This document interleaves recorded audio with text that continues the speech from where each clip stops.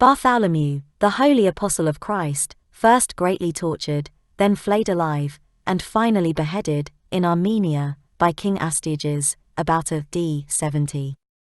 Bartholomew, which signifies, the son of Ptolemaeus, was a Galilean, like all the other apostles, and also a fisherman, according to the opinion of Theodoretus. Some, however, hold that he was of royal descent, and the nephew of the king of Syria.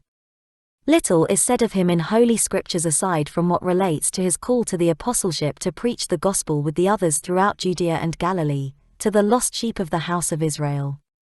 After Christ's resurrection he was confirmed in his apostleship, and, with the others who were in like ministry, received the gift of the Holy Ghost.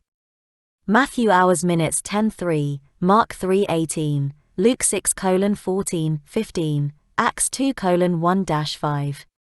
After the separation of the apostles he exercised his ministry first in Lycaonia, then in Syria and the upper parts of Asia, and afterwards in India, where, as the chronicles relate, Pantaenus, a teacher of Alexander, coming to the same place, about a century afterwards, found and took away with him the Gospel of Matthew, which Bartholomew had brought thither, and which he had taught the Indians in their native tongue.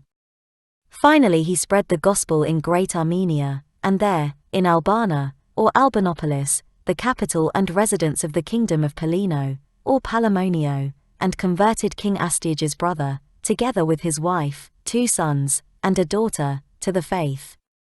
He moreover, as is stated by others, delivered from idolatry, and enlightened with the knowledge of Jesus Christ, 12 cities in that country, in which the devil was worshipped through the idol Ashtaroth.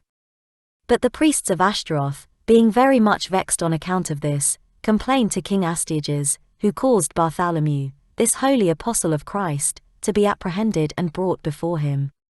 When Bartholomew stood before the king, the latter upbraided him, that he had perverted his brother, and unsettled the worship of the gods in his country. He therefore threatened him with death, unless he would desist preaching Christ, and sacrifice to his gods. When Bartholomew had replied to this accusation, saying, that he had not perverted, but converted, his brother, that he had preached the true worship of God in his country, and that he would rather seal his testimony with blood, than suffer the least shipwreck of his faith or conscience, the king gave orders, that he should first be severely tortured and beaten with rods, then be suspended on a cross with his head downwards, flayed alive, and finally beheaded with the axe. This having been done with him, he was united with Christ, his Lord.